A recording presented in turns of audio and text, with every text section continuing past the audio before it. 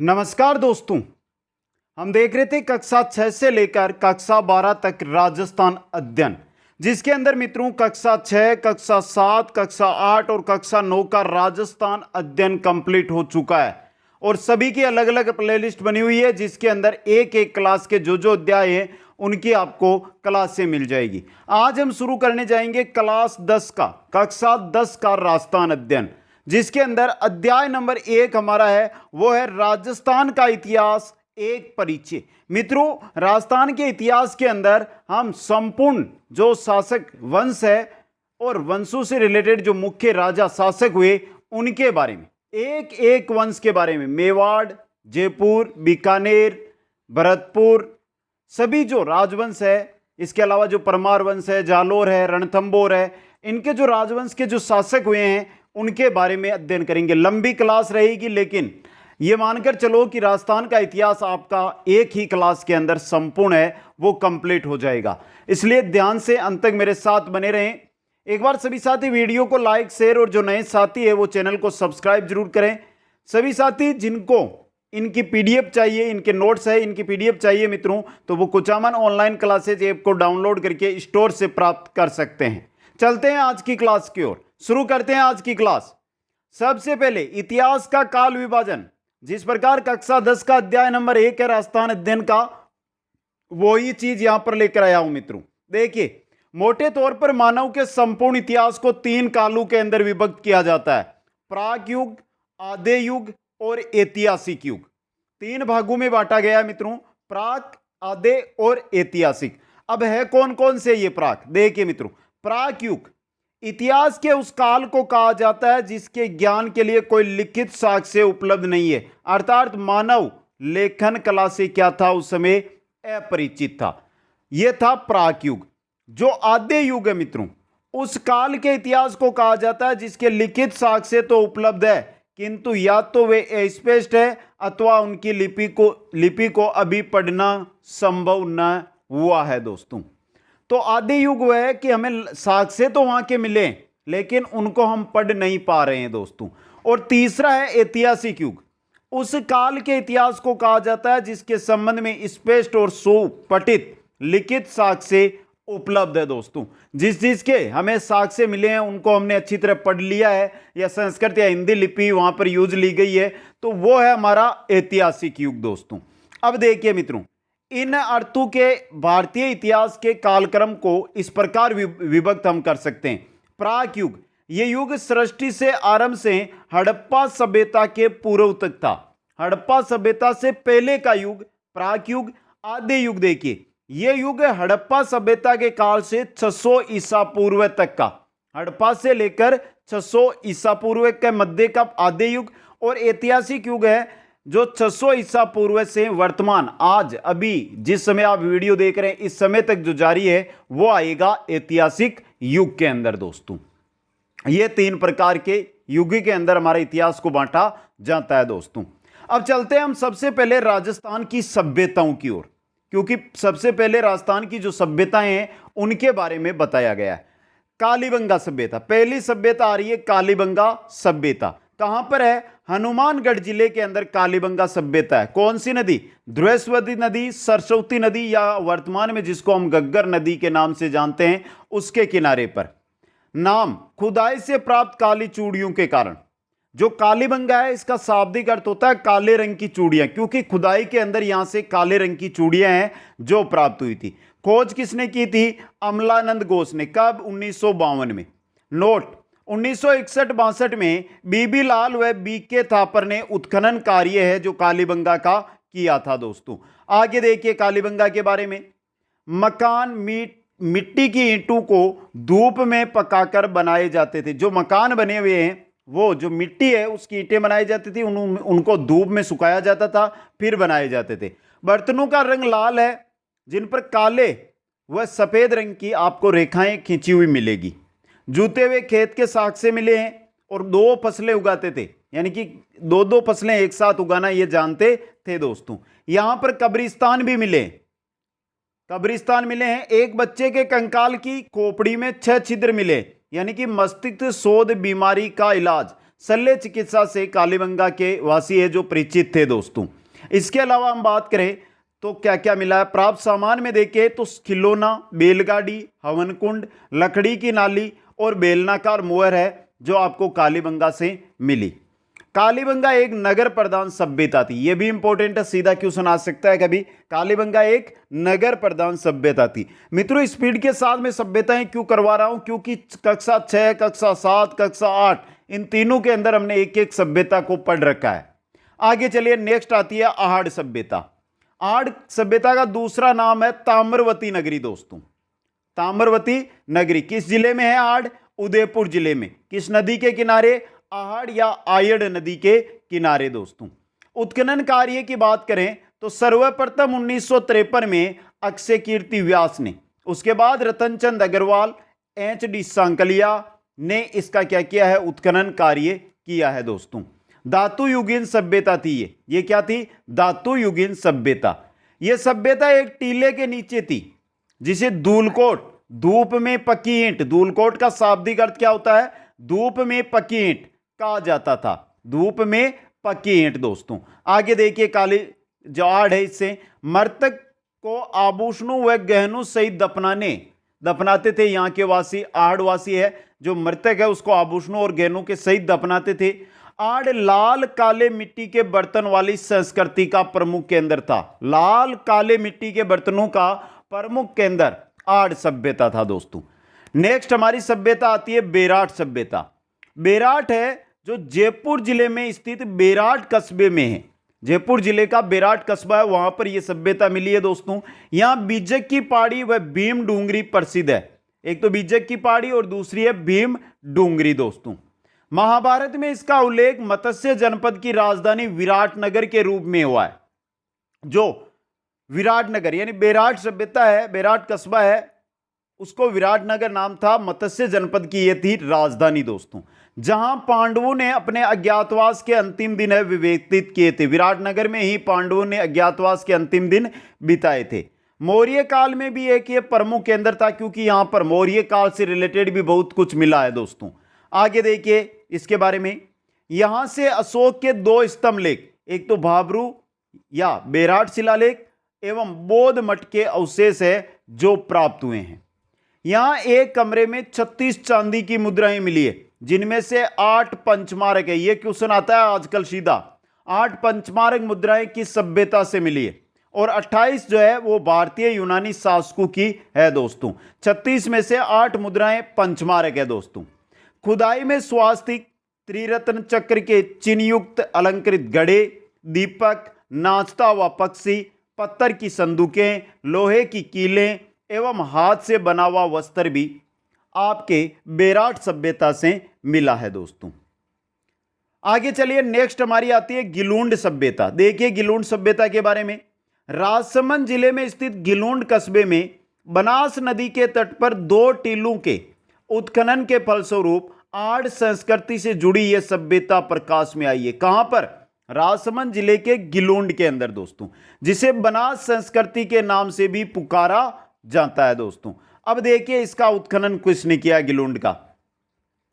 1957-58 ईस्वी में बीबी लाल के नेतृत्व में या निर्देशन में यहां उत्खनन किया गया। तत्पश्चात 1998 से 2003 के मध्य पूना के डॉक्टर वी.एस. सिंधे एवं पेनिसुलिया विश्वविद्यालय जो अमेरिका में है के प्रोफेसर ग्रेगरी पोसल के निर्देशन में यहां उत्खनन किया गया। उत्खनन से ताम्रयुगीन सभ्यता के अवशेष है जो आपको गिलूंड से मिले, जिसका समय 1900 से 1700 ईसा पूर्व निर्धारित किया गया। 1900 से 1700 ईसा पूर्व, ईस्वी नहीं, ईसा पूर्व की बात हो रही है दोस्तों। गिलूंड से 5 प्रकार के मिट्टी के बर्तन मिले, सादे काले, पालिशदार, भूरे, लाल व काले। ये 5 प्रकार के चित्रित मृदभांड है जो आपको गिलूंड से मिले दोस्तों। इनके अलावा देखिए यहां से उत्खनन में मिट्टी के खिलौने मिले हैं, पत्थर की गोलियां मिली है, हाथी दांत की चूड़ियां हैं जो यहां अवशेष के रूप में गिलूंड से हमें प्राप्त हुए हैं। आड़ में पक्की ईंटों यानी आग में पकाई हुई ईंटें का उपयोग नहीं हुआ है, जबकि गिलोंड में इनका प्रचुर उपयोग हुआ। अहाड़ जो सभ्यता की अगर हम बात करें तो वहां पर आग में पकाई हुई ईंटों का प्रयोग नहीं होता था, धूप में पकाई हुई ईंटों का प्रयोग होता था। जबकि जो गिलोंड सभ्यता है यहां पर आग में पकाई हुई ईंटों का प्रयोग हुआ है दोस्तों। नेक्स्ट हमारी सभ्यता आती है बागोर सभ्यता। बागोर है भीलवाड़ा में। भीलवाड़ा जिले में स्थित बागोर में कोठारी नदी तट पर, तो बागोर है भीलवाड़ा में कोठारी नदी के तट पर, डॉक्टर वीएन मिश्र के निर्देशन में 1967 से 1970 ईस्वी तक उत्खनन कार्य है जो बागोर के अंदर किया गया। किसके नेतृत्व में? डॉक्टर वीएन मिश्र के। उत्खनन के दौरान यहां प्रागैतिहासिक काल की सभ्यता के अवशेष प्राप्त हुए हैं। किस काल की है ये? प्रागैतिहासिक काल की सभ्यता है बागोर, जो 4 से 5000 ईसा पूर्व के माने जाते। जो अवशेष मिले हैं उनसे लगता है कि ये 4 से 5000 वर्ष पुरानी सभ्यता है दोस्तों। यहां से बड़ी संख्या में लघु पाषाण उपकरण मिले हैं। लघु पाषाण पत्थर के बने हुए उपकरण यहां पर मिले हैं जो इस सभ्यता के निवासियों के आकेटक होने के प्रमाणित करते हैं दोस्तों। ऐसे ऐसे मिले हैं जो शिकार के लिए प्रयुक्त किए जाते हैं, वो यहां पर उपकरण मिले हैं दोस्तों। बात करें बागोर की तो बागोर से तांबे के उपकरण प्राप्त हुए हैं, जिनमें छेद वाली सुई सबसे महत्वपूर्ण है।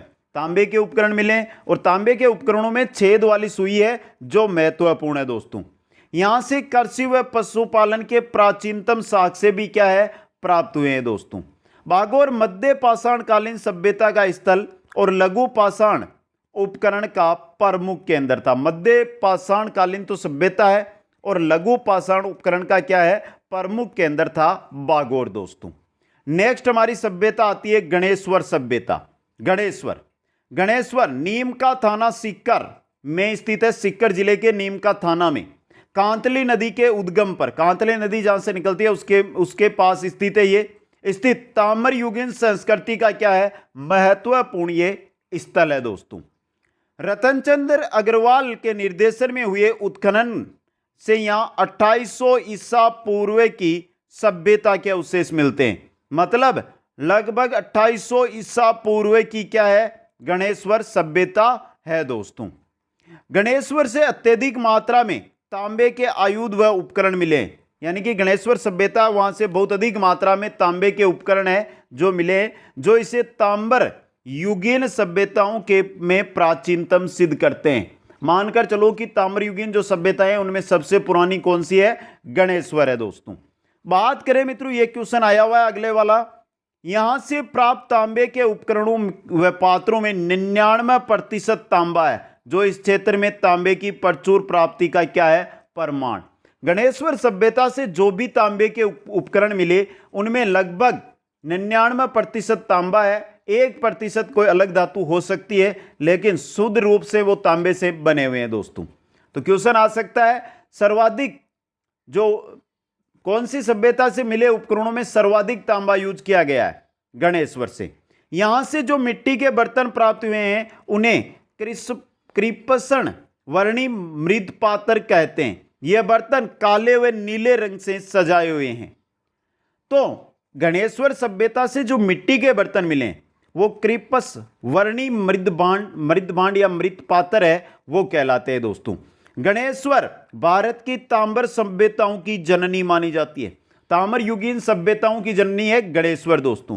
यहां से तांबा हड़प्पा व मोहनजोदड़ो को, जो मोहनजोदड़ो सभ्यता हड़प्पा सभ्यता, वहां पर भी यहां से तांबा भेजा जाता था दोस्तों। ये थी हमारी मुख्य सभ्यताएं।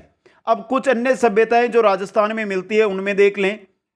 तो देखिए, भीलवाड़ा में ओजियाना, जालोर में बीनमाल, राजसमंद के अंदर पचमाता व गिलोंड, रंगमेल है हनुमानगढ़ में, नगरी है चित्तौड़गढ़ में, बरौर है गंगानगर में, तिलवाड़ा है बाड़मेर में, जोधपुरा है जयपुर में, सुनारी है झुंझुनू में, नौ है भरतपुर में, नगर है टोंक में। ये प्राचीन सभ्यताएं हैं जहां से मिली है। लेकिन आपके जो कक्षा 10 है उसके अंदर 6 ही सभ्यताओं का विस्तृत वर्णन दिया हुआ था दोस्तों। ये थी सभ्यताएं। अब एक बार हम मित्रों आगे हम बात करेंगे, उससे पहले देख लेते हैं राजपूतों की उत्पत्ति, फिर हम चलेंगे हमारे राजवंशों की ओर। राजपूतों की उत्पत्ति, वैदिक आर्यों की संतान किस किसने माना है? डॉक्टर गौरीशंकर हीराचंद ओझा तथा सीवी वेदे और डॉक्टर गौरीशंकर हीराचंद ओझा, ये राजपूतों को भारतीय आर्यों के क्षेत्रीय वर्ग की संतान मानते हैं। भारतीय आर्यों के जो क्षेत्रीय वर्ग है उसकी संतान मानते हैं, यानी वैदिक आर्यों की संतान मानते हैं गौरीशंकर हीराचंद ओझा और सीवी वेदे। दोस्तों बात करें हम अग्निकुंड से उत्पन्न की, तो इनमें देखिए चंद्रबरदाई, अजमेर के शासक पृथ्वीराज तृतीय का दरबारी विद्वान था चंद्रबरदाई। दोस्तों इन्होंने एक ग्रंथ लिखा था पृथ्वीराज रासो, उसके अंदर राजपूतों की जो उत्पत्ति है वो किससे बताइए? अग्निकुंड से बताइए, अग्निकुंड से। दोस्तों वशिष्ठ मुनि ने इनसे निपटने हेतु यज्ञ से 3 योद्धा उत्पन्न किए। कौन से? एक तो परमार, एक चालुके और तीसरे प्रतियार कहलाए।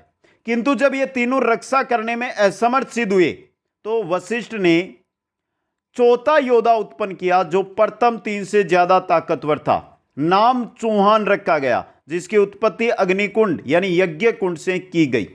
यह वशिष्ठ मुनि के अनुसार चंद्रबरदाई है उसने बताया। दोस्तों यह था अग्निकुंड सिद्धांत। बात करें कि ब्राह्मण है उनसे उत्पत्ति से, तो ब्राह्मणों से देखिए सर्वप्रथम डॉक्टर डी.आर. भंडारकर ने गुहिल राजपूतों की उत्पत्ति नागा ब्राह्मणों से बतलाई है। किसने बतलाई है? सबसे पहले डॉक्टर डी.आर. भंडारकर ने। अब देखिए आगे, राजपूतों के ब्राह्मण वंशीय होने के साक्ष्य के रूप में डॉक्टर भंडारकर बिजोलिया शिलालेख का क्या करते हैं? उल्लेख करते हैं, जिसमें वासुदेव चौहान के उत्तराधिकारी सामंत को वंश गोत्रीय ब्राह्मण बताया गया है। जो वासुदेव चौहान का उत्तराधिकारी सामंत था उसको वत्स गोत्रीय ब्राह्मण बताया गया है। डॉक्टर गोपीनाथ शर्मा ने भी मेवाड़ के गुइलतु को नागर जाति के ब्राह्मण गुए दत्त का वंशज बताया। गोपीनाथ शर्मा के अनुसार जो ब्राह्मण गोए दत्त है उनके वंशज है जो मेवाड़ के गुइलोत है वो। दोस्तों अब विदेशियों की बात करें कि विदेशियों से, तो राजस्थान के इतिहास लेखक, इतिहास के जनक राजस्थान के कर्नल जेम्स टोड ने लिखा कि राजपूत संक या सीथियन जाति के वंशज हैं। विदेशियों की क्या है? वंशज है। दोस्तों ये बताया है कर्नल जेम्स टोड ने। यह है राजपूतों की उत्पत्ति के बारे में। अब चलते हैं मित्रों मेन टॉपिक की ओर, जिसकी आप आशा कर रहे थे। राजस्थान के प्रमुख वंश व शासक, एक एक वंश। सबसे पहले जिस वंश की ओर चलेंगे वो है हमारा मेवाड़ का गुइल सिसोदिया वंश, जिसमें सबसे पहले हमारे शासक आएंगे वो आएंगे बप्पा रावल। दोस्तों चलिए बप्पा रावल के बारे में। बप्पा द्वारा चलाया गया सोने का सिक्का था जो 115 ग्रेन का था। यह क्वेश्चन बहुत एग्जामों में आया। बप्पा ने जो सिक्का चलाया वो कितने ग्रेन का था? 115 ग्रेन का था। राज प्रशस्ति के अनुसार बप्पा ने 734 ईस्वी में चित्तौड़ के शासक मानमोरी को परास्त कर चित्तौड़ पर किया था अधिकार। बप्पा ने 734 ईस्वी के अंदर। बप्पा की राजधानी नागदा थी। बप्पा ने राजधानी नागदा बनाई। बप्पा ने कैलाशपुरी के अंदर एकलिंग जी मतलब लकुलिस मंदिर है उसका करवाया था निर्माण। दोस्तों गौरीशंकर हीराचंद ओझा के अनुसार, गौरीशंकर हीराचंद ओझा है उनके अनुसार जो बप्पा है इनका वास्तविक नाम क्या था? कालभोज। दोस्तों और बप्पा की उपाधि, अब देखिए कालभोज है ना, इनकी उपाधि थी बप्पा। ये याद रखना, बप्पा ये है ना उपाधि थी कालभोज की। ये इंपॉर्टेंट क्वेश्चन आपके लिए बन सकता है, तो वापस देख लें। बप्पा द्वारा चलाया गया सिक्का 115 ग्रेन। 734 में चित्तौड़गढ़ के शासक नाम था मानमोरी को हराया और चित्तौड़ पर बप्पा ने किया था अधिकार। राजधानी बनाई नागदा। कैलाशपुरी के अंदर एकलिंग जी का मंदिर बनवाया और बप्पा का वास्तविक नाम कालभोज था। कालभोज की ही उपाधि थी बप्पा। दोस्तों नेक्स्ट हमारे शासक आते हैं जेतर सिंह, 1213 से 1253 ईस्वी। देखिए जेतर सिंह ने परमारू से चित्तौड़ को छीना। जेतर सिंह ने परमारू से चित्तौड़ को छीना और चित्तौड़ को बनाई थी उन्होंने राजधानी। दोस्तों 1227 ईस्वी में बुत्ताला के युद्ध में दिल्ली के गुलाम वंश के शासक थे इल्तुतमिश। तो 1227 के अंदर जो बुत्ताला का युद्ध होता है वहां पर इल्तुतमिश की जो सेना होती है उसको क्या करते हैं? जेतर सिंह पराजित करते हैं। इसका वर्णन आपको मिलेगा जयसिंह सूरी के ग्रंथ हमीर मद मर्दन के अंदर। हमीर मद मर्दन। मित्रों, जो भी यहां पर रचनाकार या उसका कोई ग्रंथ आता है वो बहुत इंपॉर्टेंट है। राजस्थान का साहित्य है, उससे रिलेटेड एग्जाम में क्वेश्चन आता है और साहित्य से हमेशा क्वेश्चन आता है। जैसे पूछ लिया कि हमीर मद मर्दन के रचनाकार है कौन है? जयसिंह सूरी दोस्तों। ये थे जेतर सिंह। जेतर सिंह के बाद अगले शासक बनते हैं रतन सिंह। रावल रतन सिंह को 1303 में ईस्वी में दिल्ली के सुल्तान अलाउद्दीन खिलजी के आक्रमण का करना पड़ा था सामना दोस्तों। 1303 में दिल्ली सुल्तान अलाउद्दीन खिलजी ने रतन सिंह पर किया है आक्रमण।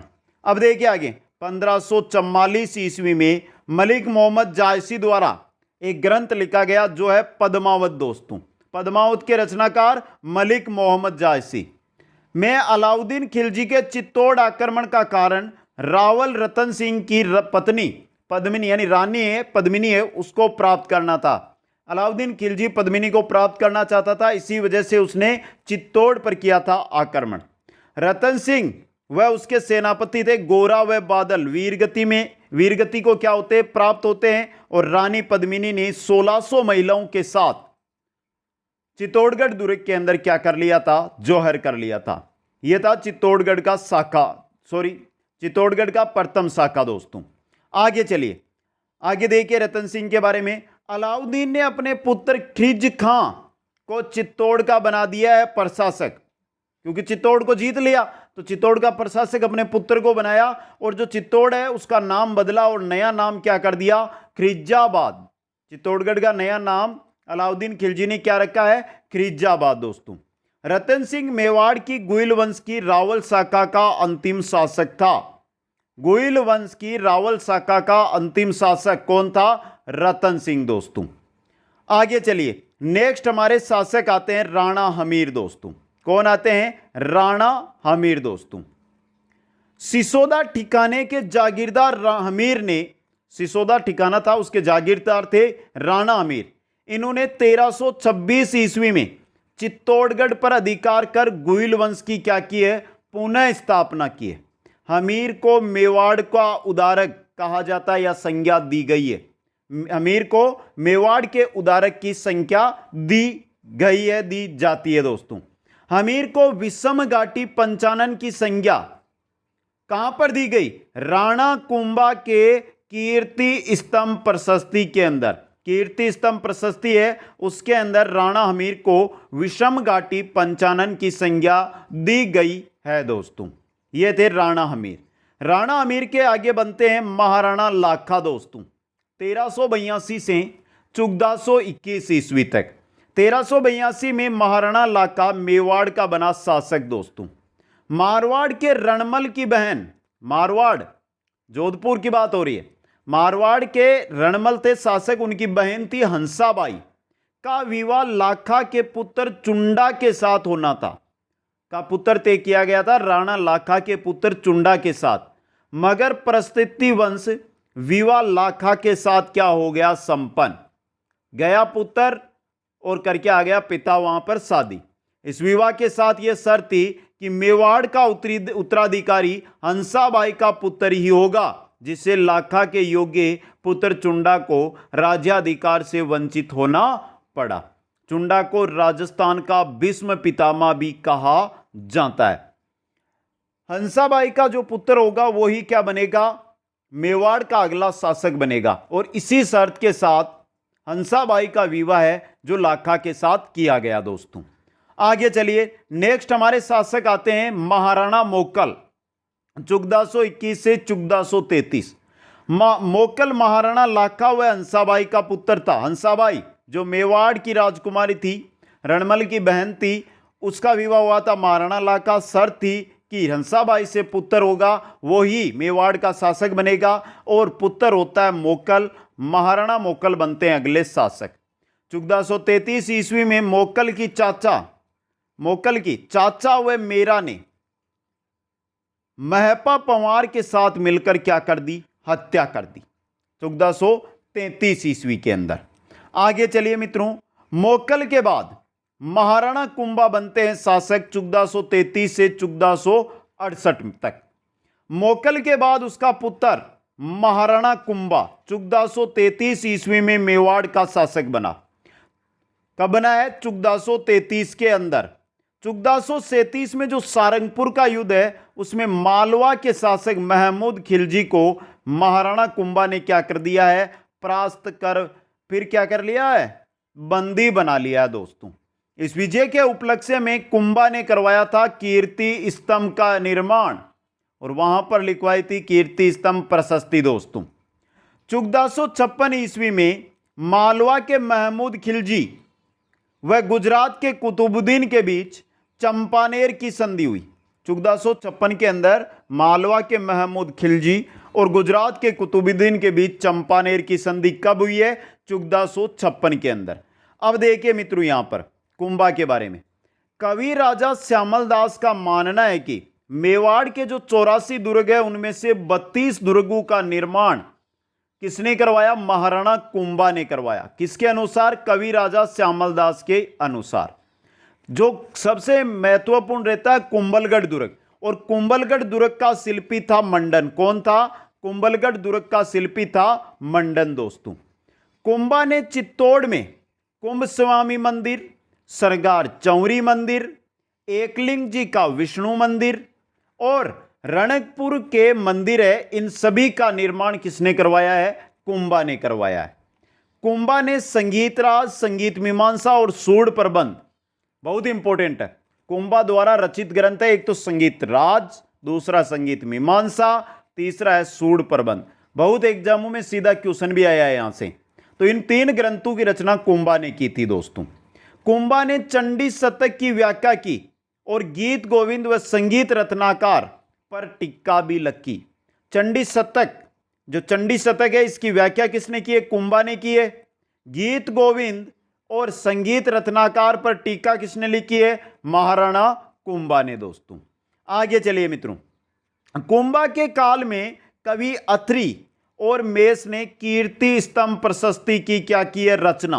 प्रशस्ति किसी शासक की उपलब्धियों के बारे में, उसकी प्रशंसा के बारे में जो प्रशस्ति जो लिखा जाता है ग्रंथ, उसी को प्रशस्ति कहते हैं मित्रों। कुंभा को महाराजा धीराज, रावराय, दानगुरु, राजगुरु, हालगुरु, परमगुरु, अभिनव भट्टाचार्य, हिंदू सुल्तान, ये सभी उपाधियां प्राप्त है मित्रों। देखिए हिंदू सुल्तान है, भट्टाचार्य है, अभिनव भट्टाचार्य है, परमगुरु, हालगुरु, राजगुरु, दानगुरु, रावराय, महाराजा धीराज, ये कुंभा की क्या है? उपाधियां हैं। कुंभा की 1468 ईस्वी में उनके पुत्र किसने? उद्दा ने क्या कर दी? हत्या कर दी दोस्तों। कुंभा के बाद मेवाड़ का शासक बनता है राणा सांगा। राणा सांगा 1509 से 1528 ईस्वी तक मेवाड़ का शासक रहा। राणा सांगा को हिंदूपत के नाम से भी जाना जाता है। किस नाम से? हिंदूपत के नाम से भी जाना जाता है। देखिए 1517 ईस्वी में राणा सांगा ने खातौली के युद्ध में दिल्ली के सुल्तान इब्राहिम लोदी को क्या किया था? परास्त किया था। खातौली के युद्ध में कब हुआ? 1517 में। किसको पराजित किया? इब्राहिम लोदी को। किसने? राणा सांगा ने। फरवरी 1527 ईस्वी में बयाना के युद्ध में राणा सांगा ने बाबर की सेना को भी परास्त कर दिया है मित्रों। फरवरी 1527 में होता है बयाना का युद्ध। बयाना है भरतपुर में, वहां पर, और वहां पर बाबर की सेना को हराते हैं राणा सांगा। 17 मार्च 1527 ईस्वी को खानवा के मैदान में बाबर व राणा सांगा के बीच युद्ध हुआ। तोपखाने व तुलुगमा पद्धति के कारण बाबर इसमें जीत जाता है या विजय हो जाता है। तो यहां से यह क्वेश्चन सर्वाधिक आता है, जो खानवा का युद्ध है किन किन के मध्य? बाबर और सांगा के मध्य। कब? 1527 में 17 मार्च को। कहां पर? खानवा में। आगे देखिए राणा सांगा के बारे में।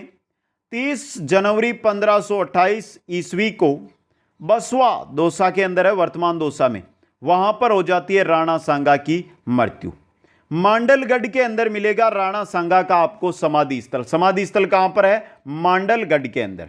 राणा सांगा की मृत्यु के बाद राणा रतन सिंह और उसके बाद राणा विक्रमादित्य मेवाड़ के क्या बनते हैं, शासक बनते हैं। और इनके बाद बनते हैं राणा उदय सिंह। कौन बनते हैं, राणा उदय सिंह। अब देखिए, पन्नादाई ने अपने पुत्र चंदन का बलिदान करके उदय सिंह को बनवीर से बचाया और उसे कुंभलगढ़ के किले में रखा।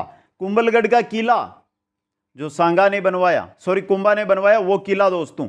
अब देखिए यहां पे चंदन पुत्र था पन्नादाई का, उसको सुला दिया। उदय सिंह की जगह बनवीर आ रहा था मारने, और उदय सिंह को वहां से पन्नादाई ने गोद में लिया और कहां लेकर आ गई, कुंभलगढ़ दुर्ग में। अब बनवीर आया, उसने उसकी जगह देखा कि उदय सिंह की जगह उदय सिंह ही सो रहा है, ये माना, और चंदन को मार दिया। और उसने क्या कर लिया, मेवाड़ पर शासन स्थापित। मालदेव के सहयोग से 1537 ईस्वी में कुंभलगढ़ में ही राज्याभिषेक हुआ था उदय सिंह का। राजा मालदेव ने सहयोग किया और राणा उदय सिंह का जो राज्याभिषेक होता है वो होता है कुंभलगढ़ में। 1559 ईस्वी में उदय सिंह ने उदयपुर नगर बसाया और उसे अपनी राजधानी बना लिया। इतनी देर उदयपुर नगर नहीं था, चित्तौड़ी दुर्ग था, सब कुछ। अब आ गया उदयपुर नगर दोस्तों। अब उदयपुर नगर बसाया गया और उसको राजधानी बनाया गया है। उदय सिंह ने उदय सागर झील तथा मोती नगरी के सुंदर महलों का क्या करवाया, निर्माण करवाया। इसके अलावा देखिए, आगे देखिए उदय सिंह के बारे में। अक्टूबर 1567 ईस्वी में अकबर ने चित्तौड़गढ़ पर आक्रमण किया। उदय सिंह किले की रक्षा का भार जयमल व फत्ता को सौंपकर कहां चले गए, पहाड़ियों में चला गया। जिनकी किले की रक्षा करते हुए मृत्यु हो गई, किनकी, जयमल व फत्ता की दोस्तों। अकबर ने जयमल व फत्ता की वीरता से मुग्ध होकर आगरा के किले के बाहर उनकी हाथी पर सवार पत्थर की मूर्तियां लगवाई है। जयमल और फत्ता की मूर्तियां आगरा के किले के बाहर अकबर ने लगवाई थी दोस्तों। 1567 में जब अकबर ने आक्रमण किया तो उनकी वीरता को देखकर यह कार्य किया दोस्तों।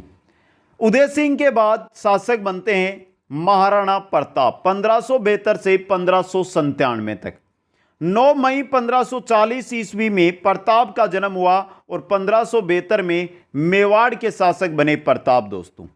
अकबर ने महाराणा प्रताप को समझाने के लिए 1572 से 1576 के मध्य 4 शिष्टमंडल भेजे थे, जिनका नेतृत्व देके कौन कौन सीधा क्वेश्चन आ सकता है यहां पर। पहले का जलाल खां, दूसरे शिष्टमंडल का मान सिंह, तीसरे का भगवान दास और चौथे का टोडरमल ने क्या किया था, नेतृत्व किया था। 18 जून 1576 ईस्वी को, कुछ विद्वान इसको 21 जून भी मानते हैं, कारण क्योंकि बहुत जगह आपको 18 जून मिलेगा, बहुत जगह आपको 21 जून है जो लिखा हुआ मिलेगा। मुगलों की सेना और प्रताप के बीच हल्दी घाटी का युद्ध हुआ है। यह बहुत इंपॉर्टेंट है। हल्दी घाटी का युद्ध कब हुआ दोस्तों, सबसे इंपॉर्टेंट 1576 में। आगे देखिए इसके बारे में।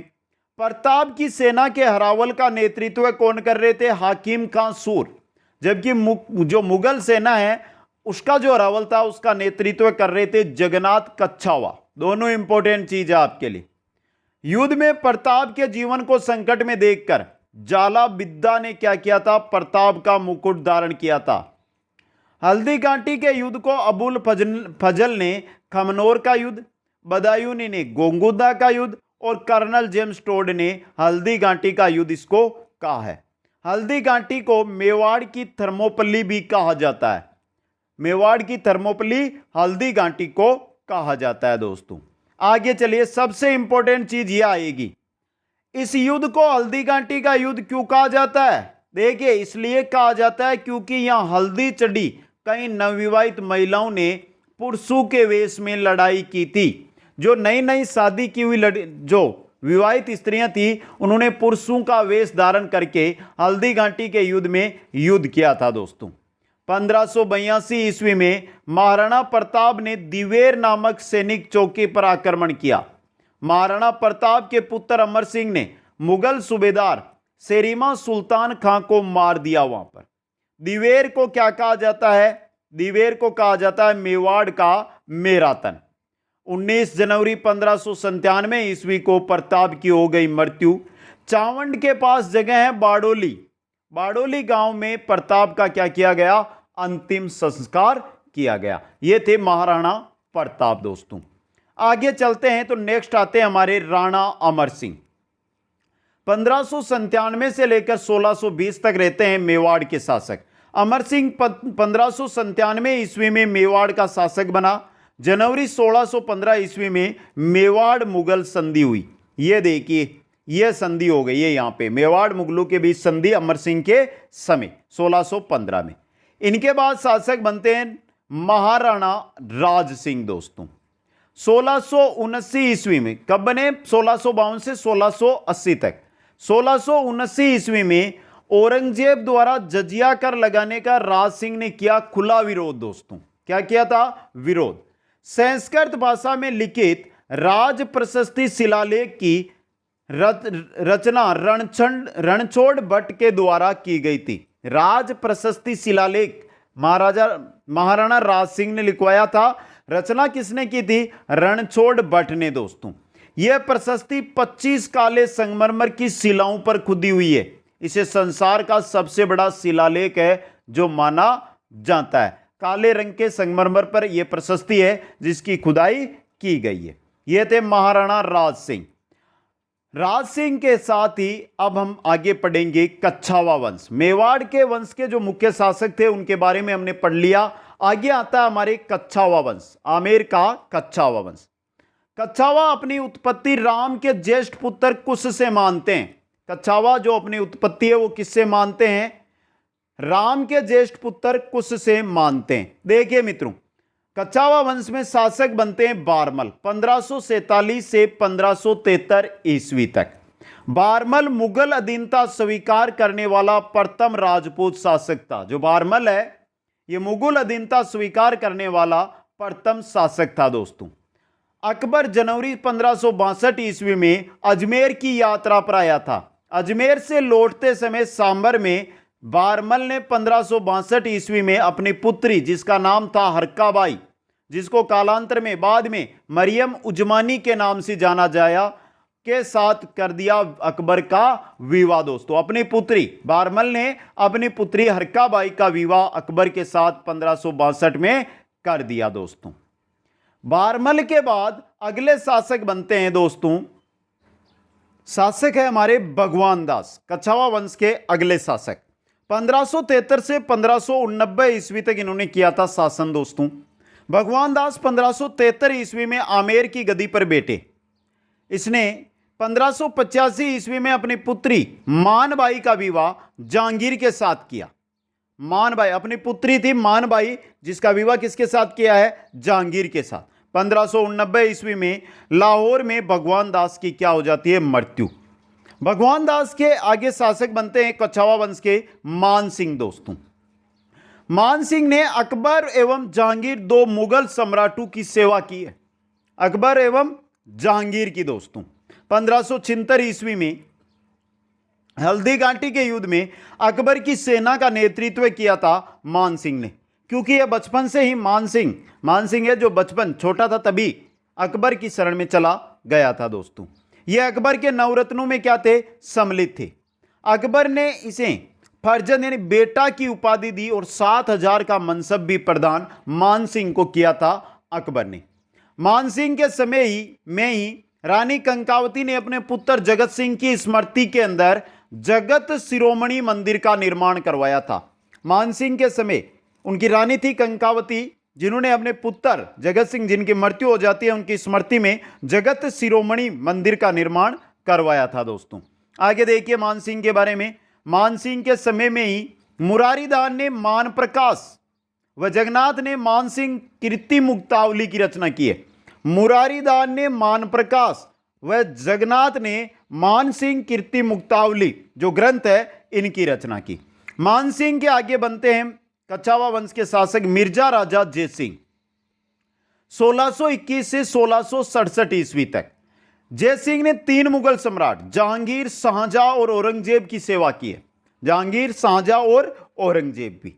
1630 ईस्वी में जय सिंह ने खान जहां लोधी के विद्रोह को क्या है? दबाया दोस्तों। खान जहां लोधी के विद्रोह को जय सिंह ने दबाया। 11 जून 1665 ईस्वी में शिवाजी व जयसिंह के मध्य पुरंदर की संधि हुई। शिवाजी और जयसिंह के मध्य पुरंदर की संधि 1665 में हुई दोस्तों। मिर्जा राजा जयसिंह के समय कवि थे कवि बिहारी। उन्होंने बिहारी सतसई नामक ग्रंथ की रचना की। यह इंपॉर्टेंट है, बिहारी सतसई, बिहारी मल ने इसकी रचना की थी। मिर्जा राजा जयसिंह ने जहांगीर, शाहजहां और औरंगजेब, ये ऊपर आ गई है, रिपीट हुई है दोस्तों, इन तीनों की क्या की थी, सेवा की थी। और शाहजहां ने इन्हें मिर्जा राजा की उपाधि। तो जयसिंह को मिर्जा राजा की उपाधि किसने दी है? शाहजहां ने दी है दोस्तों, शाहजहां ने दोस्तों। मिर्जा राजा जयसिंह के आगे शासक बनते हैं सवाई जयसिंह, 1700 से 1743 ईस्वी तक। औरंगजेब ने इनका नाम सवाई जयसिंह रखा था, यानी जो जयसिंह है इनको सवाई की उपाधि किसने दी है? औरंगजेब ने दी है दोस्तों।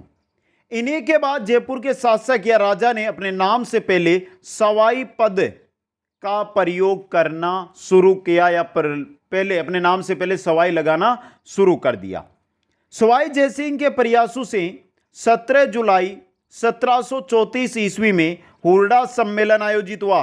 हुरडा सम्मेलन के बारे में हम आगे अध्ययन करेंगे, पूरा हुरडा सम्मेलन क्या है, कैसे हुआ, वो सब आएगा दोस्तों। जयपुर का जो उत्तराधिकारी है, मारवाड़ है, मेवाड़ है, जो उत्तराधिकारी युद्ध होते हैं उनके बारे में भी हम बात करेंगे दोस्तों। 1725 ईस्वी में सवाई जयसिंह ने नक्षत्रों की शुद्ध सारणी बनवाई और उसका नाम जिज मोहम्मद शाही रखा। तो यह भी इंपॉर्टेंट है, नक्षत्रों की शुद्ध सारणी किसने बनवाई है? सवाई जयसिंह ने बनवाई है, नाम जिज मोहम्मद शाही रखा। बनवाई कब? 1725 में। आगे चलिए, उसने जयसिंह कारिका नामक ग्रंथ की रचना की। सवाई जयसिंह ने जयसिंह कारिका नामक जो ग्रंथ है इसकी रचना की दोस्तों। सवाई जयसिंह ने जयपुर, दिल्ली, मथुरा, उज्जैन और बनारस, दिल्ली, जयपुर, मथुरा, उज्जैन और बनारस, यहां पर वेदशालाएं भी बनवाई है। यह भी इंपॉर्टेंट क्वेश्चन है। जयपुर की जो वेदशाला है ना मित्रों, वो सबसे बड़ी वेदशाला है, जिसका नाम क्या है? जो साथी जयपुर रह रहे जंतर मंतर देख के आ जाइए, यही है वेदशाला, जंतर मंतर के नाम से जानते हैं इसको। जुलाई 2010 में इसे यूनेस्को द्वारा विश्व जो धरोहर सूची है उसमें शामिल किया गया दोस्तों। सवाई जयसिंह अंतिम हिंदू नरेश था। सवाई जयसिंह अंतिम हिंदू नरेश है जिसने अश्वमेव यज्ञ है यह करवाया दोस्तों। अश्वमेव यज्ञ आयोजित करवाने वाला अंतिम हिंदू सुल्तान कौन है? जयसिंह है, सवाई जयसिंह। यह था हमारे कच्छावा वंश। कच्छावा वंश के बाद आता है हमारे जोधपुर का राठौड़ वंश दोस्तों। कौन सा है? जोधपुर का राठौड़ वंश। जोधपुर के राठौड़ों का मूल पुरुष या आदि पुरुष कौन है? राव सिया है दोस्तों। कौन है? राव सिया था, जिसे कन्नौज के गहड़वाल जयचंद का वंश, जयचंद है, कन्नौज का गहड़वाल जयचंद है, उसका वंश माना जाता है। सिया ने मारवाड़ के राठौड़ वंश की स्थापना तो कर दी मगर उसे व्यवस्थित नहीं कर पाए। कौन? राव सिया। तो राठौड़ों का मूल पुरुष या आदि पुरुष है राव सिया। इनके बाद देखिए राव चूड़ा 1394 से 1423 ईस्वी तक शासक बनता है मंडोर का दोस्तों। राव चूड़ा ने मंडोर को राठौड़ों की क्या बनाई है? राजधानी बनाई। मंडोर को राजधानी बनाने के पश्चात आसपास के क्षेत्रों पर भी अधिकार किया था राव चूड़ा ने। चूड़ा के बाद शासक बनते हैं राव रणमल 1427 से 1438 ईस्वी तक। रणमल अपने छोटे भाई कान्हा को मारवाड़ का शासक बनाए जाने से नाराज होकर कहां चला गया? मेवाड़ चला गया। इसने अपनी बहन हंसाबाई का विवाह राणा लाका से कर दिया। यह है रणमल के बारे में। कोई विशेष यहां से क्वेश्चन आता नहीं है दोस्तों। रणमल के बाद शासक बनते हैं राव जोधा, जिन्होंने जोधपुर नगर को बसाया। कब बने? 1438। कब तक रहे? 1489 तक ये शासक रहे। उसने 1400 यानी राव जोधा ने 1459 ईस्वी में जोधपुर नगर बसाया और उसे अपनी राजधानी भी बनाया दोस्तों। राव जोधा ने नई राजधानी को सुरक्षित रखने के लिए चिड़िया टुक पहाड़ी पर एक दुर्ग बनाया जिसको मेहरानगढ़ दुर्ग कहा जाता है। आपने भी देखा होगा, हमने भी देखा होगा, देखा या ना देखा, लेकिन याद रखना मेहरानगढ़ दुर्ग है कहां पर? यह है चिड़िया टुक पहाड़ी, जोधपुर के अंदर। डॉक्टर गौरीशंकर हीराचंद ओझा राव जोधा को जोधपुर का प्रथम प्रतापी शासक मानते हैं। तो जोधा को जोधपुर का प्रथम प्रतापी शासक किसने माना है? गौरी शंकर हीराचंद ओझा ने। इनके बाद शासक बनते हैं राव मालदेव। बीच में शासक आते हैं, लेकिन प्रतापी जो मुख्य शासक है उनके बारे में हम अध्ययन कर रहे हैं।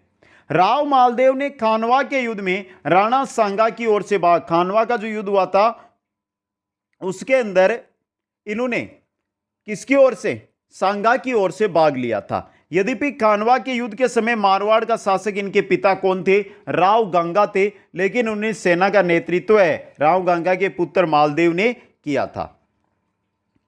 1536 ईस्वी में राव मालदेव ने जैसलमेर के राव लूणकरण की पुत्री उमा दे से विवाह किया, जो इतिहास में रूठी रानी के नाम से प्रसिद्ध हुई। उमा दे, रूठी रानी, किनकी पुत्री? राव लूणकरण की। पति कौन? राव मालदेव। दोस्तों, मालदेव के सेनापतियों जेता व कुंपा ने जनवरी 1544 ईस्वी में गिरी सुमेल युद्ध में शेरशाह से युद्ध करते हुए वीरगति को प्राप्ति की। दोस्तों, राव मालदेव के सेनापति थे, एक तो जेता, दूसरे कुंपा। 1544 जनवरी के अंदर होता है गिरी सुमेल का युद्ध। किनके साथ? मालदेव वर्सेस शेरशाह सूरी के मध्य। शेरशाह सूरी इसमें विजय होता है और जेता व कुंपा है ये वीरगति को प्राप्त होते हैं। दोस्तों, अब देखिए, जेता व कुंपा की जो वीरता है उसको देखकर, उनकी वीरता से प्रभावित होकर शेरशाह ने कहा था, एक मुट्ठी बाजरे के लिए मैं हिंदुस्तान की बादशाहत खो देता, खो बैठता। दोस्तों, क्योंकि जो मारवाड़ रियासत है यहां पर होता क्या? बाजरा। इसीलिए शेरशाह ने कहा। आगे चलिए, नेक्स्ट है हमारे राव चंद्रसेन। अकबर ने हुसैन कुली खां के नेतृत्व में एक सेना भेजकर जोधपुर पर अधिकार 1564 ईस्वी में कर लिया। राव चंद्रसेन बने हैं 1562 से 1581 तक जोधपुर के शासक, लेकिन अधिकार 1564 में हो जाता है अकबर का। यहां पे 1570 ईस्वी में अकबर के नागौर दरबार के दौरान चंद्रसेन भी जोधपुर प्राप्ति की आशा से नागौर पहुंचा था, लेकिन जोधपुर नहीं दिया गया उसको। इस प्रकार चंद्रसेन है जो निरंतर मुगलों से संघर्ष करता रहा और 1581 में अपनी मृत्यु तक इसे जारी रखा। दोस्तों, इसने चंद्रसेन ने मुगलों की अधीनता स्वीकार नहीं की। आया अधीनता स्वीकार करने 1570 में नागौर दरबार में, लेकिन वहां पर अधीनता स्वीकार हुई नहीं। बाद में ये मुगलों के विरुद्ध रहा और जंगलों में घूमता रहा। आगे देखिए मित्रों, विश्वेंद्र नाथ रेऊ ने चंद्रसेन की तुलना महाराणा प्रताप से की है, जिसे उसी के समान मुगल शक्ति का क्या करना पड़ा था? सामना करना पड़ा था। पहाड़ों में भटकने के लिए भी मुगलों की अधीनता स्वीकार नहीं की। इस कारण चंद्रसेन को मारवाड़ का प्रताप कहा जाता है। जिस प्रकार महाराणा प्रताप ने मुगलों की अधीनता स्वीकार नहीं की, कंदमूल खाकर अपना जीवन यापन किया, फिर भी उन्होंने मुगलों की अधीनता स्वीकार नहीं की थी, तो उसी प्रकार चंद्रसेन ने भी मुगलों की अधीनता स्वीकार नहीं की। चंद्रसेन के बाद जो मारवाड़ है इसके शासक बनते हैं मोटा राजा उदय सिंह 1583 से 1595 तक। 1583 ईस्वी में अकबर ने उदय सिंह को मुगल अधीनता में जोधपुर का शासक नियुक्त किया था। अकबर ने ही किया इसको।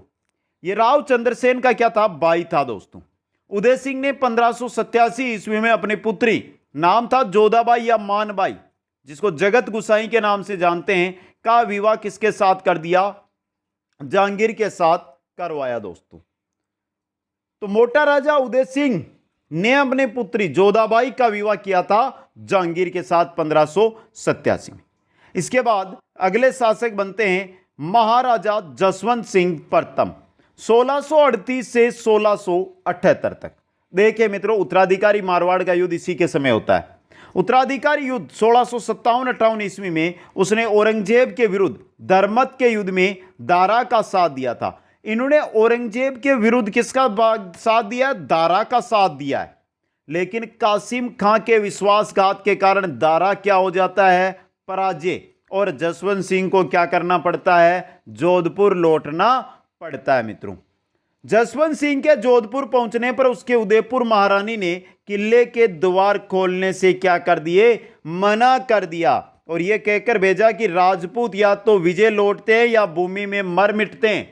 इसने कहा, उदयपुरी महारानी ने कहा था जसवंत सिंह को। दोस्तों, अब देखिए आगे, जसवंत सिंह विद्वानों का क्या था? आश्रयदाता था। उसके समय के कई विद्वानों ने सूरत मिश्र, नरहरिदास, नवीन कवि, बनारसी दास, ये प्रसिद्ध विद्वान है जसवंत सिंह के समय। मोहनोत नैणसी उनका मंत्री था। मोहनोत नैणसी है जो जसवंत सिंह का क्या था? मंत्री था। नैणसी ने नैणसी ख्यात मारवाड़ रा परगना रिविगत नामक ग्रंथों की रचना की है। एक तो है मारवाड़ रा परगना रिविगत, दूसरा है नैणसी ख्यात। बहुत आता है ये मारवाड़ रा परगना रिविगत क्वेश्चन एग्जाम में। इसके बाद मारवाड़ का नेक्स्ट शासक आता है दुर्गादास राठौड़। दुर्गादास ने औरंगजेब का विरोध कर जसवंत सिंह के पुत्र अजीत सिंह को मारवाड़ का शासक बनाया। औरंगजेब का विरोध किया दुर्गादास राठौड़ ने, और जसवंत सिंह का पुत्र था अजीत सिंह, उसको क्या बनाया? शासक। जेम्स टोड ने राठौड़ों का यूलिसेस किसको कहा है? किसको कहा है? दुर्गादास राठौड़ को दोस्तों। यह था जोधपुर का राठौड़ वंश। इसके बाद आता है बीकानेर का राठौड़ वंश। बीकानेर का राठौड़ वंश राव बिक्का 1465 से 1504 ईस्वी में यही बने हैं दोस्तों। देखिए, बिक्का मारवाड़ के शासक राव जोधा के पुत्र थे। जो बिक्का है ना मित्रों, बिक्का है जो मारवाड़ के शासक है राव जोधा, उनके पुत्र थे। 1488 ईस्वी में उसने बीकानेर की स्थापना कर उसे राठौड़ सत्ता का दूसरा केंद्र बनाया है। राव बिक्का ने क्या किया है? बीकानेर की स्थापना की है और उसको क्या बनाया है? सत्ता का, यानी राठौड़ सत्ता का दूसरा केंद्र है जो बनाया है। इसने देशनोग में करणी माता का जो मूल मंदिर है उसका निर्माण भी राव बिक्का ने करवाया। तो बीकानेर के अंदर राठौड़ वंश कौन लेकर आया है? राव बिक्का लेकर आया है। इनके बाद शासक बनते हैं राव लूणकरण। बिट्टू सूजा ने अपने ग्रंथ राव जेतसिरो चंद में इसे कलयुग का करण कहा है। एक आएगा राजपुताने का करण, यह है कलयुग के करण। कलयुग के करण कौन है? राव लूणकरण है दोस्तों। करमचंद्रो वंशो कीर्तन काव्य नामक ग्रंथ में इसे दानशीलता की तुलना करण से की गई है। राव लूणकरण की जो दानशीलता है उसकी तुलना करण से की गई है करमचंद्र वंशो कीर्तन काव्य में दोस्तों। लूणकरणसल झील का निर्माण भी इसी स्वीकार किया जाता है, यानी लूणकरणसल शहर को बसाना और वहां पर लूणकरणसल झील बनाना, यह कार्य किसका है? राव लूणकरण का है। 1505 से 1526 तक शासन किया। इनके बाद आते हैं राव जेतसी, 1526 से 1541 ईस्वी तक। जेतसी ने 1534 ईस्वी में काबुल के मुगल शासक कामरान, हुमायूं का भाई था, को क्या किया था? पराजित किया था। 1541 ईस्वी में साहेबा, जिसको पाएबा जो जोधपुर में आता है, के युद्ध में राव जेतसी मालदेव की सेना से लड़ता हुआ वीरगति को प्राप्त होता है। जो मालदेव की सेना है उसके साथ राव जेतसी की सेना लड़ रही थी और वहां पर वीरगति को यह प्राप्त होता है, साहिबा पाइबा का जिसको जो युद्ध है उसके अंदर। इनके बाद नेक्स्ट शासक आते हैं राव कल्याणमल। कल्याणमल ने खानवा युद्ध यानी 1527 ईस्वी में जो खानवा का युद्ध होता है उसमें राणा सांगा की ओर से भाग लिया था कल्याणमल ने। इसे बटनेर के किले पर अधिकार किया। जो बटनेर का किला हनुमानगढ़ में है उस पर अधिकार राव कल्याणमल ने किया तथा 1570 ईस्वी में अकबर के नागौर दरबार में उपस्थित होकर मुगल अधीनता स्वीकार कर ली।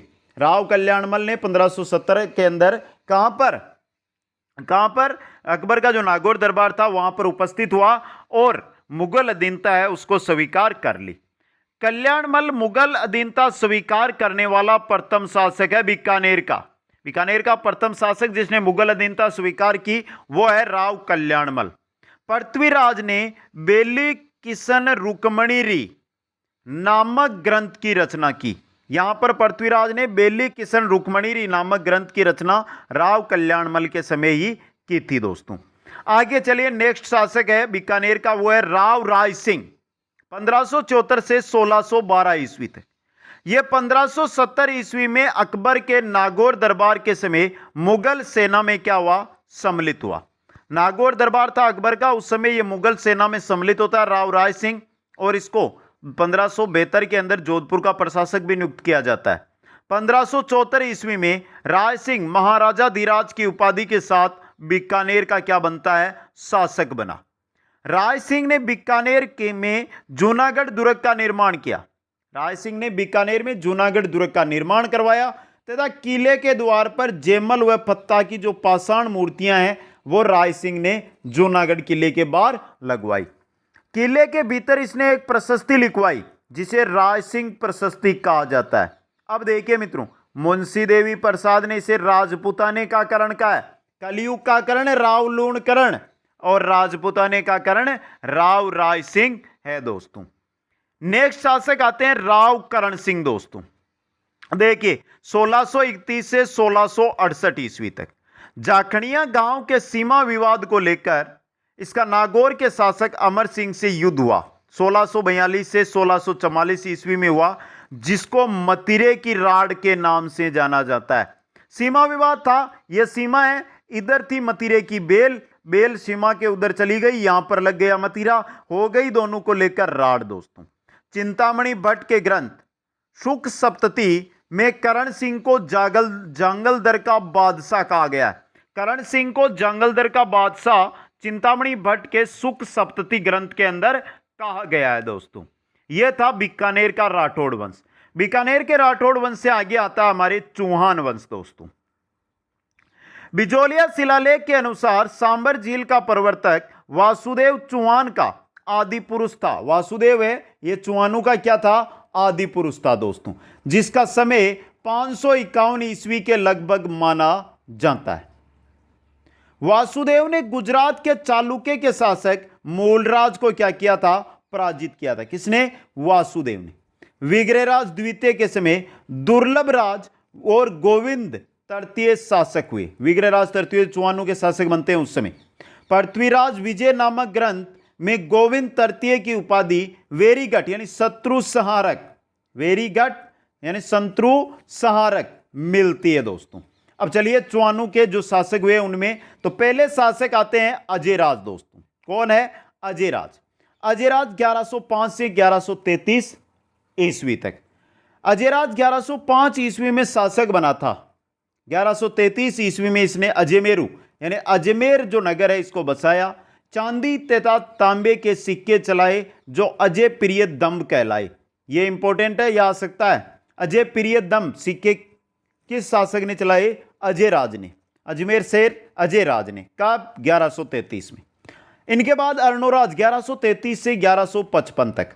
अर्णोराज ने अजमेर में आनासागर झील का निर्माण करवाया। अजमेर शहर अजयराज ने, अर्णोराज ने आनासागर झील और पुष्कर के अंदर जो वराह मंदिर है उसका निर्माण। तो आनासागर और वराह मंदिर का निर्माण किसने करवाया है? अर्णोराज ने करवाया दोस्तों। इनके बाद शासक बनते हैं विग्रहराज चतुर्थ दोस्तों, 1158 से 1163 ईस्वी तक। यह दिल्ली पर अधिकार करने वाला प्रथम चौहान शासक है। क्वेश्चन सीधा है, सीधा ही बन सकता है। दिल्ली पर अधिकार करने वाला राजस्थान का प्रथम चौहान शासक विग्रहराज चतुर्थ। जयानक भट्ट ने इसे कवि बांधवे की उपाधि दी। कवि बांधवे की उपाधि किसको दी गई है? विग्रहराज चतुर्थ को। किसने दी है? जयानक भट्ट ने। विग्रहराज ने हरिकेली और उसके दरबारी विद्वान ने विग्रहराज नामक नाटक की रचना की है। विग्रहराज खुद ने तो हरिकेली और उसके दरबारी विद्वान ने विग्रहराज नामक नाटक की रचना की। विग्रहराज चतुर्थ ने इसने अजमेर में एक संस्कृत पाठशाला बनवाकर उस पर हरिकेली नाटक की क्या कराई? पंक्तियां हैं वो खुदवाई दोस्तों। संस्कृत पाठशाला बनवाई। ये जो संस्कृत पाठशाला ना मित्रों, कुतुबुद्दीन ऐबक ने इसे तुड़वाकर वहां 2.5 दिन का झोंपड़ा नामक मस्जिद है वो बनवा दी दोस्तों। कुतुबुद्दीन ऐबक ने उसको तुड़वाया और वहां पर क्या बना दिया? 2.5 दिन का झोंपड़ा। इनके बाद शासक बनते हैं पृथ्वीराज तृतीय। सबसे इंपॉर्टेंट, शाकंभरी के चौहान शासकों में सबसे प्रसिद्ध पृथ्वीराज तृतीय हैं, जो 11 वर्ष की आयु में शासक बना, 1177 से 1192। 1182 ईस्वी में इसने सतलज प्रदेश के बंडानकों को क्या किया? परास्त किया। 1182 में सबसे पहले बंडानकों को परास्त किया। 1182 ईस्वी में महोबा के चंदेल शासक परमर्दी देव को पराजित किया। बाद में क्या किया है? 1182 में परमर्दी देव, जिसमें प्रसिद्ध वीर आला उदल लड़ते हुए वीरगति को प्राप्त हुए दोस्तों। आगे देखिए पृथ्वीराज के बारे में। त्राइन के प्रथम युद्ध जो 1191 में हुआ, गोरी को पराजित किया। परंतु त्राइन का जो द्वितीय युद्ध है जो 1192 में हुआ, वह मोहम्मद गोरी से यहां पर पराजित हो जाता है, जिससे चौहान राज्य का पतन हुआ और साथ ही भारत में तुर्की शासक की नींव है वो भी पड़ी। पृथ्वीराज विजय का रचयिता जयानक, पृथ्वीराज रासों का लेखक चंद्रबरदाई उसके क्या थे, दरबार की शोभा बढ़ाते थे। पृथ्वीराज विजय के हैं जयानक, पृथ्वीराज रासों के लेखक है चंद्रबरदाई। इसी के साथ क्या होता है, चौहानों का जो शाकंभरी अजमेर है यहां पर पतन हो जाता है। अब पृथ्वीराज तृतीय का पुत्र था गोविंदराज, यह चला जाता है फिर रणथंबोर, और रणथंबोर में जाकर रणथंबोर में चौहान वंश की नींव रखता है। तो रणथंबोर का चौहान वंश, रणथंबोर के चौहान वंश का संस्थापक है गोविंदराज। कब रखी है इसने नींव, 1194 ईस्वी में। पृथ्वीराज तृतीय का क्या है, ये पुत्र था दोस्तों। अब देखिए यहां पर शासकों के बारे में, हमीर के बारे में देखते हैं। रणथंबोर में हमीर 1282 से 1301 तक। 1282 ईस्वी में हमीर ने अपने राज्यारोहण के बाद दिग्विजय की अपनी नीति है वो अपनाई। किसने, हमीर ने। 1291 में जलालुद्दीन खिलजी ने रणथंबोर पर आक्रमण किया, परंतु उसे सफलता नहीं मिली। मैंने एक क्लास के अंदर जब मैं क्वेश्चन करवा रहा था मित्रों, राजस्थान इतिहास के क्वेश्चन, तो वहां पर मैंने एक क्वेश्चन रखा था, अलाउद्दीन खिलजी से पहले रणथंबोर पर आक्रमण किसने किया था। तो बहुत सारे साथियों ने बोला सर अलाउद्दीन खिलजी से पहले किसी ने नहीं किया, जलालुद्दीन खिलजी ने किया था 1291 में। 1301 ईस्वी में अलाउद्दीन स्वयं सेना लेकर रणथंबोर आया, मगर जब उसे युद्ध में सफलता नहीं मिली तो उसने छल कपट का क्या ले लिया, वहां पर सहारा ले लिया। छल कपट के अंदर क्या किया है, अलाउद्दीन ने हमीर के सेनानायक रणमल व रतिपाल को किला देने का लालच देकर अपनी ओर मिला लिया। युद्ध होता है। अब देखिए हमीर लड़ता हुआ मारा गया युद्ध में। किले में हमीर की पत्नी रंगदेवी के नेतृत्व में महिलाओं ने क्या कर लिया, जोहर कर लिया दोस्तों। यह था रणथंबोर का चौहान वंश। इसके अलावा रणथंबोर के अलावा जालोर का चौहान वंश देखिए। जालोर के इस चौहान वंश का संस्थापक कीर्तिपाल था, जिसने 1181 ईस्वी में राजवंश की नींव, 1181 में जालोर के अंदर चौहान वंश की नींव कीर्तिपाल ने रखी। जालोर के किले का नाम स्वर्णगिरी या सोनगढ़ है, अतः चौहानों की यह शाखा सोनगरा कहलाई। क्या कहलाई, सोनगरा शाखा कहलाई दोस्तों। कानड़देव सबसे पहले शासक देखिए जो इंपॉर्टेंट है, कानड़देव 1305 से 1311 ईस्वी। कानड़देव जालोर के चौहान शासकों में सर्वाधिक शक्तिशाली हुआ। जो जालोर के चौहान शासक है उनमें सबसे शक्तिशाली है कानड़देव। अलाउद्दीन खिलजी की सेना के गुजरात आक्रमण के समय रास्ता देने को लेकर कानड़देव व खिलजी के मध्य विवाद हो जाता है। अलाउद्दीन की सेना जा रही थी गुजरात अभियान पर, बीच में रास्ता पड़ता है जालोर का, तो कानड़देव ने रास्ता नहीं दिया तो हो जाता है विवाद। नैन्सी ने युद्ध का कारण कानड़देव के पुत्र वीरेमदेव द्वारा सुल्तान की पुत्री फिरोजा से विवाह करने से इनकार करना बताया है। एक तो ऊपर हमने देख लिया रास्ता नहीं दिया, दूसरा नैन्सी ने क्या बताया है कि कानड़देव का पुत्र था वीरमदेव, जो कहां पर रहता था, अलाउद्दीन खिलजी के वहां पर था। तो अलाउद्दीन की जो पुत्री थी फिरोजा, उससे विवाह को लेकर वीरमदेव ने कर दिया था मना, तो दूसरा कारण वो बना। अब देखिए मित्रों 1308 ईस्वी में सुल्तान ने जालोर के शक्तिशाली किले सिवाना पर अधिकार कर लिया और उसका नाम रख दिया खैराबाद, तथा कमालुद्दीन गुरक को वहां का प्रतिनिधि है वो नियुक्त कर लिया। अलाउद्दीन ने जालोर जीतकर उसका नाम जलालाबाद रख दिया। तो सिवाना का नाम खैराबाद, जालोर का नाम जलालाबाद, और इसी के साथ क्या हो जाता है, जालोर का चौहान वंश है उसका पतन दोस्तों।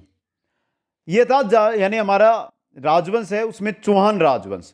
अब आता है बाटी राजवंश, जैसलमेर का बाटी राजवंश। जैसलमेर का बाटी राजवंश स्वयं को चंद्रवंशीय यादवों से संबंधित करता है और यह अपना संबंध है जो श्री कृष्ण से जोड़ते हैं दोस्तों।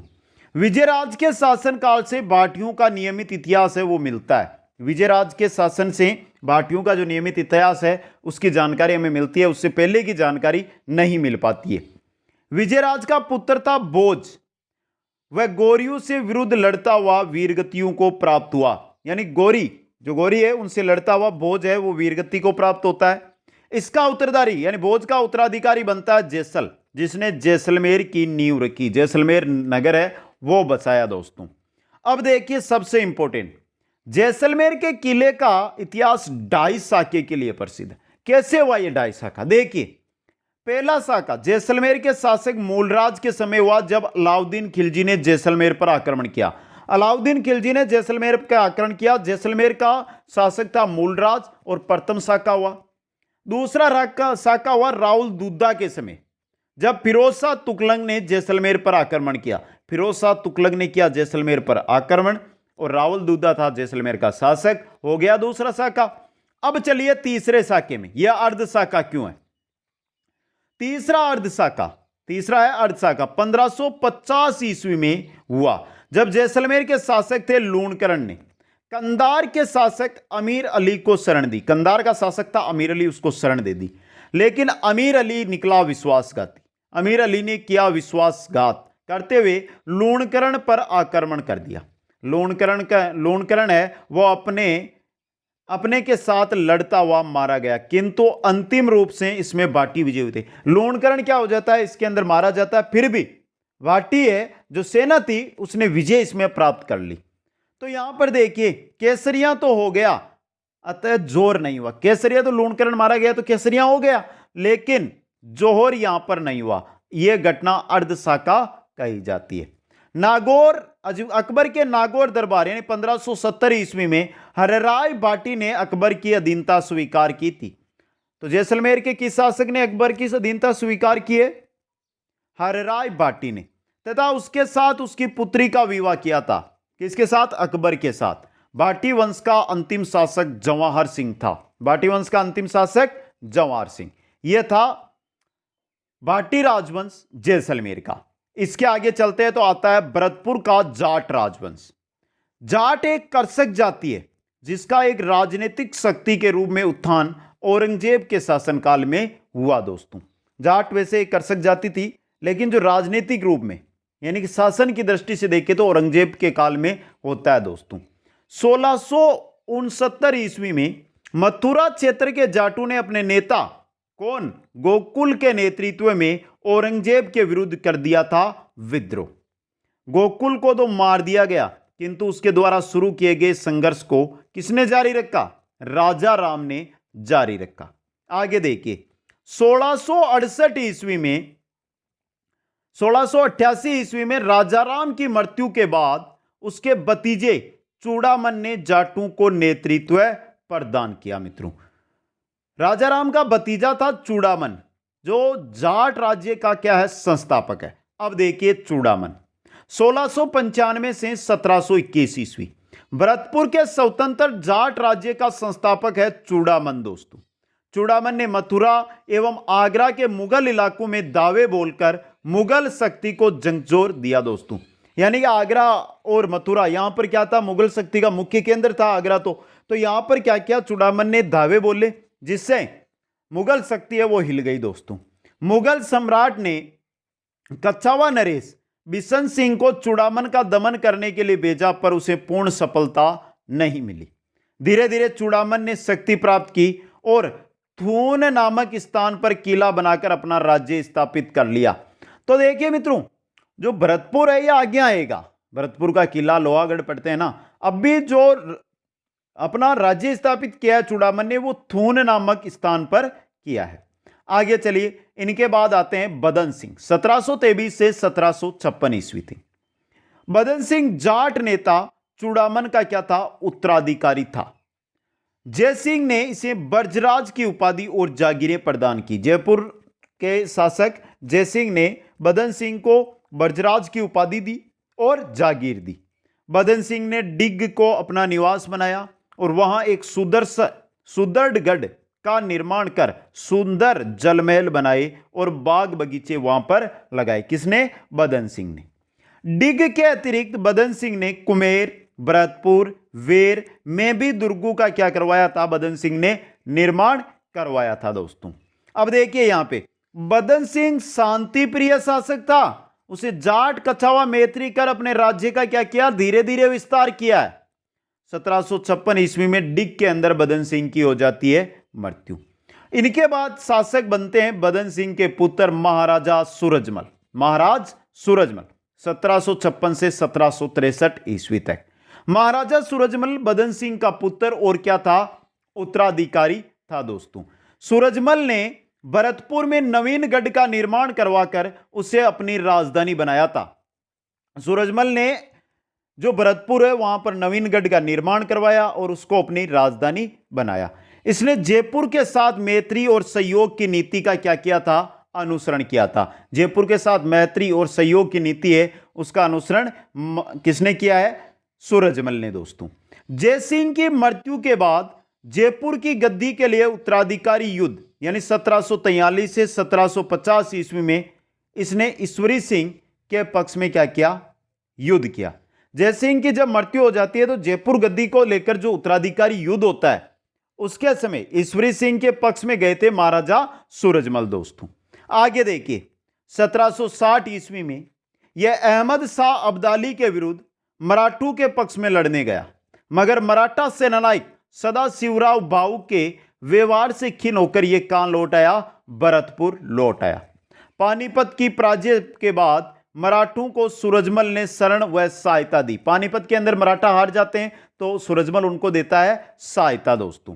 आगे चलते 1763 ईस्वी में रोहेलू के विरुद्ध युद्ध में इसकी मृत्यु हो गई। कब, 1763 ईस्वी में। इस युद्ध में अब देखिए जो इंपॉर्टेंट चीज है यहां से जाटू का प्लेटो क्यों कहा जाता है इसको। इस युद्ध में सूरजमल का प्रतिद्वंदी नजीब खान था जिसने सूरजमल की मृत्यु की पुख्ता पुष्टि पर ही विश्वास किया था। यह सूरजमल का अपने शत्रुओं के मन के प्रति खोट का एक बड़ा क्या है, उदाहरण है दोस्तों। महाराजा सूरजमल के बारे में लिखते हुए कालिका रंजन कानूनगो ने लिखा, उसमें अपनी जाति के सभी गुण, शक्ति, साहस, चतुराई, निष्ठा और कभी पराजय स्वीकार न करने वाली अदम्य भावना विद्यमान थी। किसमें, महाराज सूरजमल के अंदर दोस्तों। यह था भरतपुर का जाट राजवंश। इसके आगे चलते हैं तो आता है करौली का यादव वंश दोस्तों। करौली का राजवंश स्वयं को मथुरा की सूरसेन शाखा से संबंधित करते हुए अपना संबंध किससे जोड़ते हैं, श्री कृष्ण से जोड़ते हैं। जिस प्रकार श्री कृष्ण से संबंध जोड़ते हैं जैसलमेर के भाटी, उसी प्रकार करौली के यादव वंश की स्थापना विजयपाल के द्वारा 1040 ईस्वी में की गई। इसने बयाना भरतपुर को अपनी राजधानी बनाया था। बयाना जो भरतपुर में है उसको राजधानी बनाया था विजयपाल ने। 1348 ईस्वी में अर्जुन पाल कल्याणपुर नगर बसाया। अर्जुन पाल ने कल्याणपुर नगर बसाया जिसे वर्तमान में हम करौली के नाम से जानते हैं। तो करौली को बसाया किसने है, अर्जुन पाल ने 1348 ईस्वी। धर्मपाल द्वितीय ने 1650 ईस्वी में करौली को यानी कल्याणपुर को अपनी राजधानी बनाया दोस्तों। आगे देखिए, आगे है गोपाल पाल ने करौली में मदन मोहन मंदिर का निर्माण कराया। जो मदन मोहन मंदिर है करौली के अंदर, उसका निर्माण करवाया है गोपाल पाल ने। महाराजा हरबख्श पाल ने 9 नवंबर 1817 को अंग्रेजों से संधि उनकी अधीनता स्वीकार अंग्रेजों से संधि कर उनकी अधीनता स्वीकार कर 1852 ईस्वी में नरसिंह पाल की मृत्यु के बाद डलहौजी ने करौली का विलय कंपनी राज्य में करने के लिए बोर्ड ऑफ डायरेक्टर से सिफारिश की, लेकिन डायरेक्टर्स ने इसकी अनुमति नहीं दी। 1.5 वर्ष तक विचार विमर्श के बाद मदन पाल को 1854 से जो 1869 तक रहते हैं शासक को करौली का शासक बनाया गया दोस्तों। यह था करौली का शासन दोस्तों। इसके आगे आता है हमारा परमार वंश। परमार का शाब्दिक अर्थ क्या होता है, शत्रु को मारने वाला। परमार का शाब्दिक अर्थ होता है शत्रु को मारने वाला। प्रारंभ में परमाणु का शासन आबू के आसपास के क्षेत्रों तक ही सीमित था। प्रारंभ के अंदर जो परमाणु का शासन है वो आबू में ही था। प्रत्यारू की शक्ति के कम होने के उपरांत परमाणु की राजनीतिक शक्ति में क्या हुई, वृद्धि हुई। जैसे ही प्रत्यार गुर्जर प्रत्यार कम हुए, परमार है उनकी शक्ति बढ़ती गई। सबसे इंपॉर्टेंट जो हमारी बुक में दिया गया वो दिया गया आबू के परमार। देखिए, आबू के परमार वंश का संस्थापक था धूमराज, लेकिन इनकी वंशावली उत्पल राज से प्रारंभ होती है। संस्थापक धूमराज है लेकिन वंशावली किससे प्रारंभ होती है, उत्पल राज से। पड़ोसी होने के कारण आबू के परमाणु का गुजरात के शासकों से लगातार है जो संघर्ष होता रहा, क्योंकि पड़ोसी है जालोर गुजरात, तो गुजरात के जो शासक थे उनका संघर्ष इनसे होता रहा दोस्तों। गुजरात के शासक मूलराज सोलंकी से पराजित होने के कारण आबू के शासक धरणीवरा को राष्ट्रकूट धवल की शरण लेनी पड़ी। राष्ट्रकूट शासक था धवल, उसकी शरण लेनी पड़ी दोस्तों। लेकिन कुछ समय बाद धरणीवरा ने आबू पर क्या कर लिया, पुनः अधिकार कर लिया दोस्तों। आगे देखिए, विक्रमदेव का परपोत्र था दारावर्ष, 1163 से 1219 में आबू के परमाणु का शक्तिशाली शासक था। तो आबू के परमाणु का शक्तिशाली शासक कौन है, दारावर्ष है दोस्तों। इसने मोहम्मद गोरी के विरुद्ध युद्ध में गुजरात की सेना का सेनापतित्व किया। उसने सोलंकियों की अधीनता का जुआ उतार कर फेंका, यानी कि पहले जो ये सोलंकियों की अधीनता स्वीकार किए थे, तो अभी सोलंकियों को इन्होंने फेंक दिया। उसने नाडोल के चुआनों से भी अच्छे संबंध रखे। किसने, दारावर्ष ने दोस्तों। उसके पुत्र सोन सिंह के शासनकाल में तेजपाल ने आबू के देलवाड़ा गांव में, आबू का देलवाड़ा में लूणव वसही नामक नेमिनाथ मंदिर का निर्माण करवाया दोस्तों। सोन सिंह के शासनकाल में तेजपाल ने करवाया आबू के देलवाड़ा में लूणव वसई मंदिर का निर्माण। 1311 ईस्वी के लगभग नाडोल के चुआन शासक राव लुम्बा ने परमाणु की राजधानी चंद्रावती पर क्या कर लिया है, अधिकार कर लिया। चुआन शासक राव लुम्बा ने, और वहां चुआन प्रभुत्व की क्या कर दी, इन्होंने स्थापना कर दी दोस्तों। तो यह थे राजस्थान के प्रमुख राजवंश और उनके मुख्य शासक दोस्तों। तो कैसी लगी आज की क्लास मित्रों, कैसी लगी आज की क्लास, जिसके अंदर राजस्थान के हर एक राजवंश के बारे में हमने यहां पर पढ़ा दोस्तों। अगर क्लास अच्छी लगी है तो वीडियो को लाइक, शेयर, और जो नए साथी है वो चैनल को जरूर सब्सक्राइब करें। आप सभी को मेरी ओर से बहुत बहुत धन्यवाद। जय हिंद, जय भारत।